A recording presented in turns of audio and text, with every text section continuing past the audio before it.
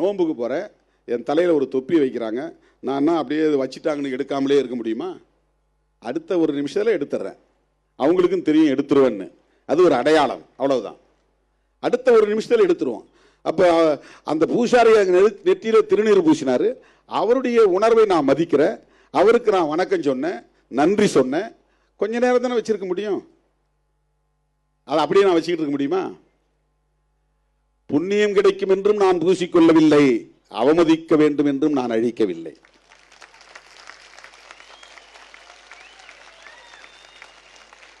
இது அந்த அற்பர்களுக்கு தெரியாது, ஏனென்றால் அவர்களுக்கு அரசியல் தெரியாது.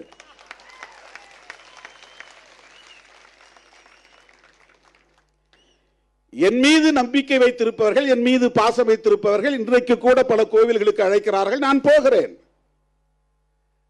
கும்பத்திலே கலசத்திலே தண்ணீர் ஊற்ற சொல்லுகிறார்கள், ஊற்றுகிறேன். இதெல்லாம் எனக்கு 100 வருஷம் வாழணும் அப்படிங்கிற ஆசைப்பட்டு தான் செய்யறேனா? என் தாய் என்னை வீட்டுக்கு வரவேற்கிற போது ஆழம் எடுத்து நெற்றியிலே திருநீர் பூசுகிறார், அதை ஏற்றுக்கொள்கிறேன். என் தாய்க்கு என்ன மதிப்பை கொடுக்கிறேனோ அப்படி என் மக்களுக்கும் நான் மதிப்பளிக்கிறேன், அவ்வளவுதான். அது மக்கள் மீது நான் கொண்டிருக்கிற ஒரு மதிப்பு, அவர்களின் உணர்வுகளுக்கு நான் செலுத்துகிற மதிப்பு. தோழர்களே, இந்து மதத்தில் சகோதரத்துவம் இல்லை என்பதை இந்திய அரசமைப்பு சட்டம் சொல்கிறது. அதனால்தான் அதை அரச மதமாக இந்திய அரசமைப்பு சட்டம் ஏற்றுக்கொள்ளவில்லை. இதுதான் ரொம்ப முக்கியமான செய்தி. இதுதான் ரொம்ப முக்கியமான செய்தி. This is the message we have to bring it to the people. There is no equality in Hindu religion. Only discrimination is there. அங்கே அரசமைப்பு சட்டத்தில் ஏன் இதை ஏற்றுக்கொள்ளவில்லை என்றால் சகோதரத்துவம் இல்லை, சமத்துவம் இல்லை. சகோதரத்துவம் இல்லாத இடத்தில் சமத்துவம் இருக்காது. உலகத்தில் உள்ள எல்லா மதங்களும் சகோதரத்துவத்தை ஏற்றுக்கொண்டிருக்கிற போது இந்து மதம் ஏன் சகோதரத்துவத்தை ஏற்றுக்கொள்ளவில்லை என்பதை மோகன் பகவத் சொல்லுவாரா? அதற்கு விளக்கம் சொல்லுவாரா? மோடி சொல்லுவாரா? அமித்ஷா சொல்லுவாரா? RSS அமைப்புகளை சார்ந்தவர்கள் சொல்லுவார்களா? நீ என்னை சங்கராச்சாரியாக ஆக்க வேண்டும் என்று நான் சொல்லவில்லை, உன்னுடைய சகோதரனாக ஏற்றுக்கொள் என்று தான் சொல்லுகிறேன். உன்னால் அது முடியாது. ஆனால் என்னை நீ இந்து என்று சொல்லி ஏய்க்க பார்க்கிறாய், முருக பக்தர் என்று சொல்லி ஏய்க்க பார்க்கிறாய். தமிழ்நாட்டிலே முருக பக்தர்கள் மட்டும்தான் இருக்கிறார்களா?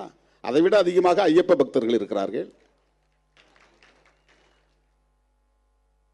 முருகன் கதையை சொன்னால் மணிக்கணக்கிலே பேச வேண்டியிருக்கும்.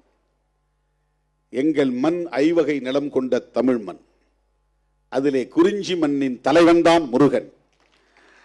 குறிஞ்சி திணையின் தலைவன் தான் முருகன். அவன் எங்களை போல் பிறந்தான், எங்களை போல் வாழ்ந்தான், எம் மக்களை வழிநடத்தினான் என்பதுதான் எங்கள் இலக்கியம் சொல்லுகிறது, தமிழ் இலக்கியம் சொல்லுகிறது, சங்க இலக்கியம் சொல்லுகிறது.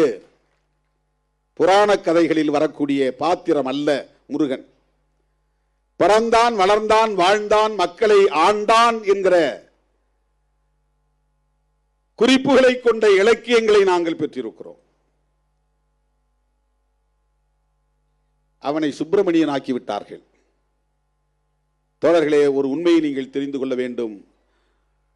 எந்த பிராமணரும் தன்னுடைய பிள்ளைக்கு முருகன் என்று பெயர் வைக்க மாட்டார்கள். முருக பக்தர்கள் நடத்துகிற RSS காரர்கள் இந்த கருத்துக்கு பதில் சொல்ல தயாரா?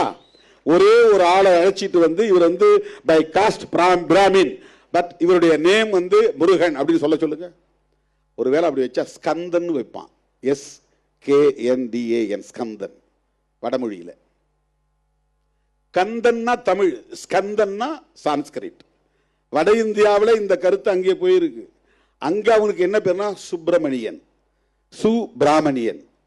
பிராமணர் இல்ல, பிரம்மண்யன். அதாவது பிரம்மன்கிற கடவுளுக்கு அவர் உடன்பாடானவர் அல்லது உறவானவர், ஏதோ ஒரு வகையில் அவங்களுடைய ஐடியாலஜிக்கல் படி, மித்தாலஜி படி.